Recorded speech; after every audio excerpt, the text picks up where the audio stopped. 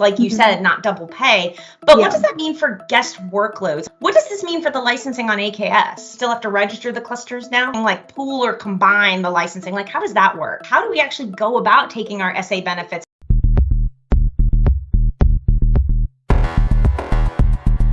Hi everyone, my name is Ellen Kirby and I'm with our CPE team, which stands for Customer and Partner Engineering here in the Azure Hybrid product team.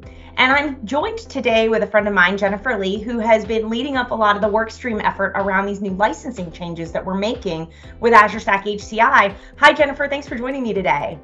Great to be here. Thanks, Ellen.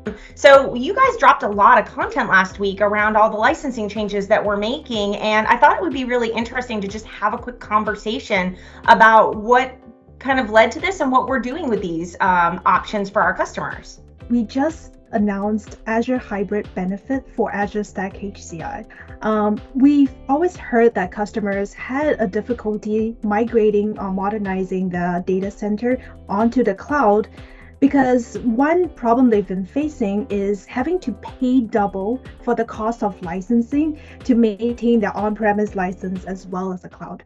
So Azure a while back released this immensely successful and popular benefit called Azure Hybrid Benefit, which allows you to concurrently change your on-prem licenses to use it on the cloud. And since we've heard the same feedback on Azure Stack HCI, we just thought it was such a great idea to be also able to bring that benefit for HCI customers as well.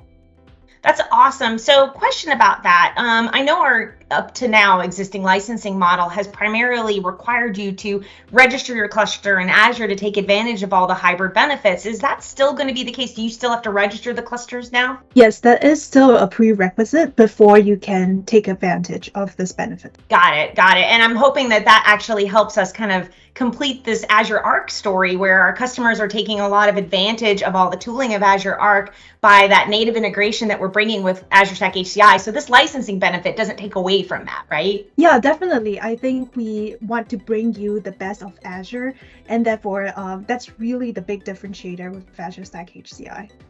So next question I have, and this is coming from a background where I've definitely dealt with managing licensing for a company, and I was curious about the data center licensing model. Because of the way we buy our data center licensing, does that mean that you have to assign an individual license to each host, or is that something where you can like pool or combine the licensing? Like how does that work? The number of core licenses you need to cover your Azure Stack HCI cluster is exactly the same as if you would have a Windows Server cluster itself. So the same minimum core license requirements would still apply. The only difference is that when you want to take advantage of this benefit for HCI, you need to make sure that your entire cluster and all servers in that cluster are all covered under your core licenses. Right, that makes sense, and I think that really kind of helps our administrators that are kind of dealing with how they manage their licensing take advantage of their existing investments, and like you said, not double pay. But what does that mean for guest workloads? Like specifically, does the data center licensing still cover that unlimited guest workloads in the Windows platforms? Yeah, definitely. It still covers unlimited virtualization. And in fact, we've made it even better because now the way to take advantage of that, rather than using like key-based licensing like KMS or AVMA, we've now allowed you to be able to take advantage of turning on Windows Server subscription at no additional cost if you have Azure Hybrid Benefit. So basically what it is the ability to turn on guest virtualization through Azure itself. So it's really like a nice consistent story with the underlying HCI host. That's awesome. I think that's going to be really beneficial to customers. One of the questions I get asked a lot is, as the workloads are maturing and as we're modernizing, we're starting to really get a lot of traction around the Kubernetes platform and specifically our AKS resourcing that we can actually deploy on top of Azure Stack HCI has been really, really popular. What does this mean for the licensing on AKS? Yes, I think the same time we announced this benefit for HCI, we also announced benefits for AKS itself. and on Azure Stack HCI. So when you combine these two benefits together, it really allows you to maximize the benefits you can get from Azure Hybrid Benefits. So I definitely encourage everyone to check out the announcement. So I kind of have one more final question, if you'll bear with me, and that's, could you kind of walk us through a little bit about how a customer would be able to take their SA benefits and register their clusters? I think it just would be helpful for them to see kind of a quick demo on that, if you don't mind. Yeah, it's super easy to do this today on the Azure portal.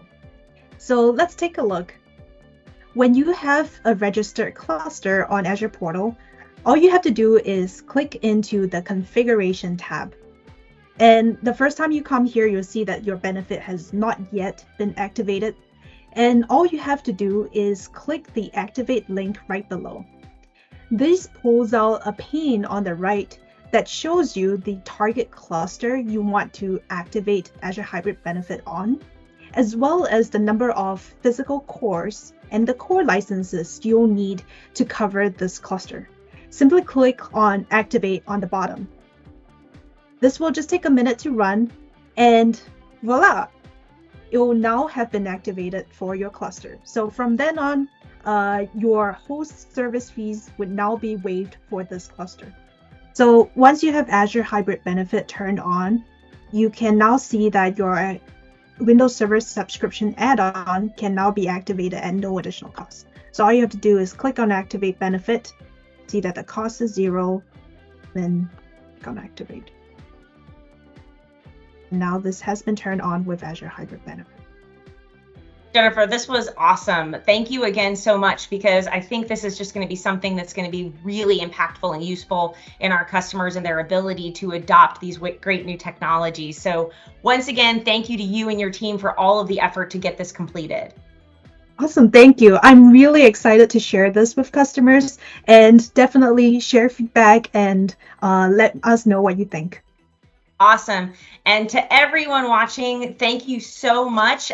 We definitely want to make sure you check out all of our resources that are listed here, and also share this content with a friend, because we want to make sure our customers that have SA benefits are taking advantage of that with their HCI clusters today. Thank you. Thanks.